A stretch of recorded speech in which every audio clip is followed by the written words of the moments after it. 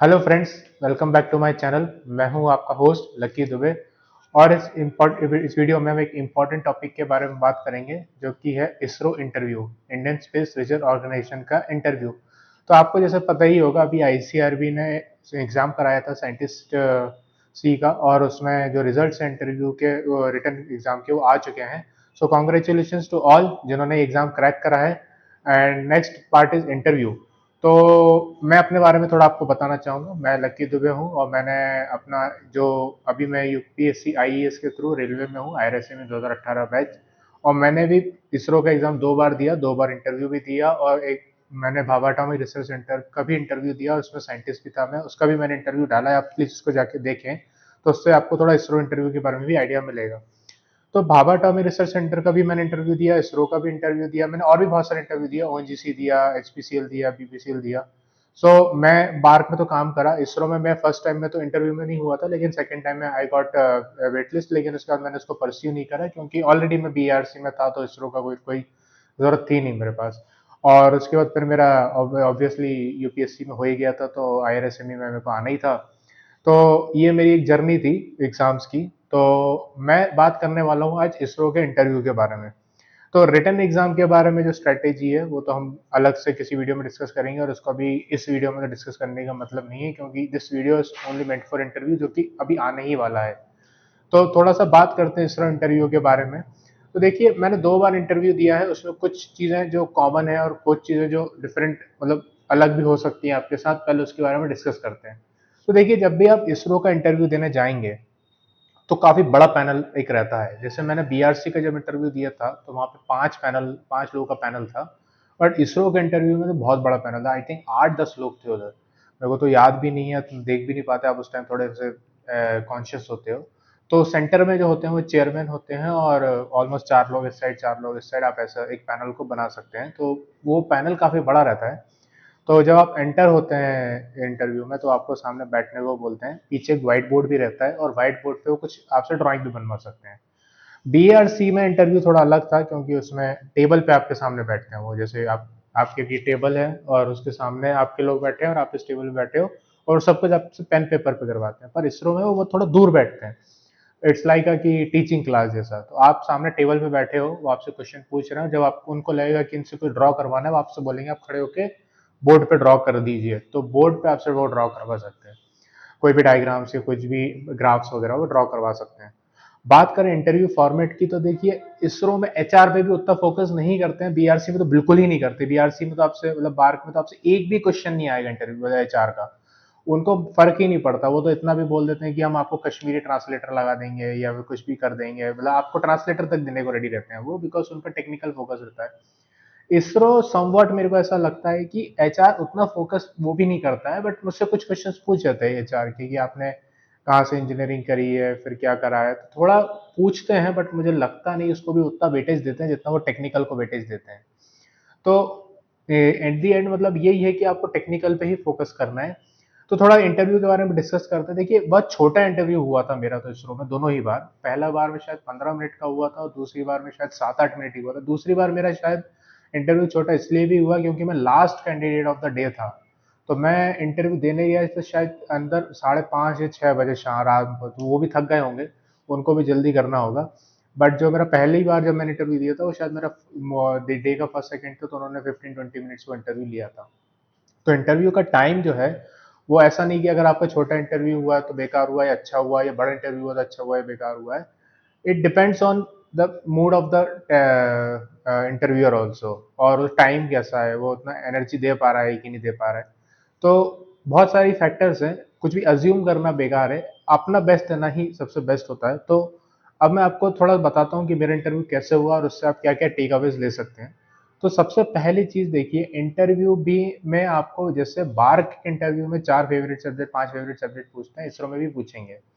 लेकिन मैंने एक चीज ऑब्जर्व करी मेरे इंटरव्यू में भी, और मेरे पास जो इसरो में अभी काम कर रहे हैं उन लोगों से भी मैंने बात करी। जरूरी नहीं कि वो उनसे पूछें। कई बार क्वेश्चन में हम लोगों ने देखे हैं, थोड़े ऑफ टॉपिक भी आते हैं, जो आपने 4-5 टॉपिक बोले हैं उनसे। Maybe the reason is कि शायद इसरो को जो वर्क कराना है आपसे, वो ऐसा है कि कुछ सब्जेक्ट्स उनको पूछने ही है।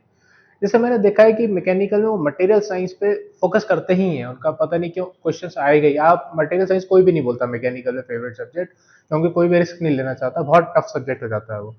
बट वो क्वेश्चन आता ही है, पता नहीं क्यों आता। मैंने नहीं बोला था लेकिन मेरे को आया, मेरे दोस्तों ने नहीं बोला उनको भी आया। अब उसका रीजन में भी ये है कि इसरो का कहीं ना कहीं मटेरियल साइंस एक बहुत इंपॉर्टेंट टॉपिक होता है कि आपको भाई इंजन बनाना है, किस कंपोनेंट का, किस मटेरियल का इंजन बनाओगे, या आपको क्रायोजेनिक पे काम करना है। क्रायोजेनिक मटेरियल तो मतलब इटसेल्फ एक पूरी फील्ड ही है अलग से। तो कहीं ना कहीं मेरे को ऐसा लगता है कि हर फील्ड में कुछ सब्जेक्ट होंगे। जैसे मैं मैकेनिकल इंजीनियर हूं तो मैं बता सकता हूँ कि मटेरियल साइंस से क्वेश्चन आ ही जाते हैं। तो जो मैकेनिकल इंजीनियर्स इस वीडियो को देख रहे हैं, एटलीस्ट आप मटेरियल साइंस पूरा ना प्रिपेयर कर पाए तो स्पेस टेक्नोलॉजी से रिलेटेड मटेरियल साइंस तो पढ़ ही लें कि भाई स्पेस में जो हमारे जो बनते हैं इस पे अपने जो एयरक्राफ्ट, ये अपने जो लॉन्च व्हीकल्स बनते हैं या जो भी बनते हैं, उनका कुछ कुछ बेसिक मटेरियल्स पढ़ लें कि क्या मटेरियल यूज करते हैं, कहाँ कैसा यूज करते हैं, हाई टेम्परेचर के लिए कौन सा मटेरियल है, क्रायोजेनिक मटेरियल क्या होता है। सो उससे कहीं ना कहीं मुझे ऐसा लगता है कि थोड़ा सा आपको एडवांटेज मिलेगा। तो बात करते हैं इंटरव्यू की। तो इंटरव्यू में जैसे ही आप जाएंगे आपका एक इंट्रोडक्शन होगा। इंट्रोडक्शन के बाद आपसे थोड़ा नॉर्मली पूछेंगे कि अच्छा आपने फिर इंजीनियरिंग वगैरह कहाँ से की है। बीटेक प्रोजेक्ट भी पूछ सकते हैं, कम पूछते हैं लेकिन पूछ सकते हैं। It is also one thing कि बीटेक प्रोजेक्ट प्रिपेयर करके जाएं, बार के इंटरव्यू में नहीं पूछेंगे, इसरो में पूछ सकते हैं। तो अपना सबसे पहला देखिए, मैं कुछ कुछ चीजें जो अभी बता देता हूँ। एक तो आपको सबसे पहले अपने 5 सब्जेक्ट को प्रेफर करके जाने हैं। जरूरी नहीं उससे क्वेश्चन है, पर 90% चांस है कि क्वेश्चन उसी से आएंगे। मैकेनिकल वाले मटेरियल साइंस पढ़ लें, अगर इलेक्ट्रॉनिक्स या कोई इलेक्ट्रिकल वाले देख रहे हैं, उनके भी कुछ ना कुछ सब्जेक्ट्स होंगे जो इसरो वालों के फेवरेट है, वो आप बोलो या ना बोलो वो पूछेंगे।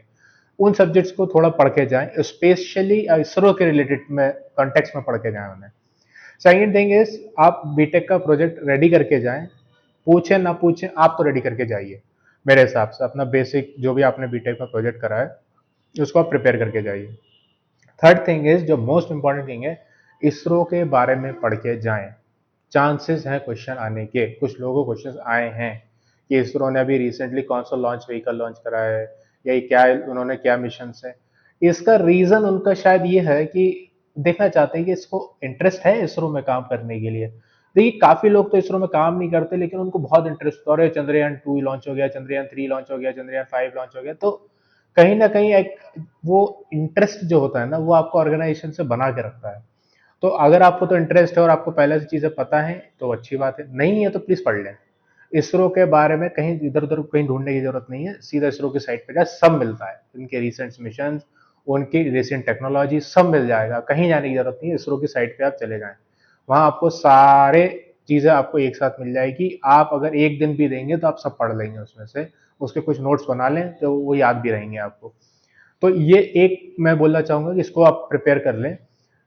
अलग से एक चीज मैं बोलना चाहूंगा, ग्राफ्स बनवाते हैं और कई बार आपसे प्रोसेस भी एक्सप्लेनेशन होता है। जैसे बताया एक बोर्ड रहेगा, व्हाइट बोर्ड आपको, तो व्हाइट बोर्ड पे कई बार एक्सप्लेन करने को भी बोल सकते हैं।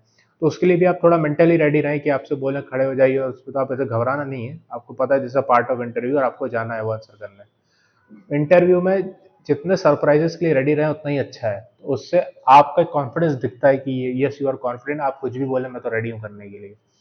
तो सबसे पहला जो मैं एक समराइज करता हूँ इस वीडियो को, तो सबसे पहले तो आप अपने बीटेक टेक्निकल पार्ट जो 5 सब्जेक्ट हैं अपने, उसके बारे में डेफिनेशंस अच्छे से, ग्राफ्स, न्यूमेरिकल्स।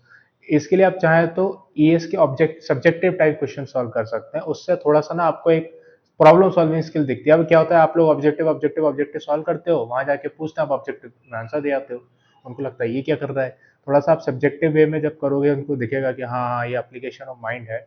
और कई बार बड़े क्वेश्चन भी पूछते हैं, तो थोड़ा सब्जेक्टिव क्वेश्चंस को सॉल्व करेंगे तो आपके कॉन्सेप्ट्स क्लियर होंगे और आप कहीं ना कहीं उनको ज्यादा अच्छे से आंसर कर पाएंगे।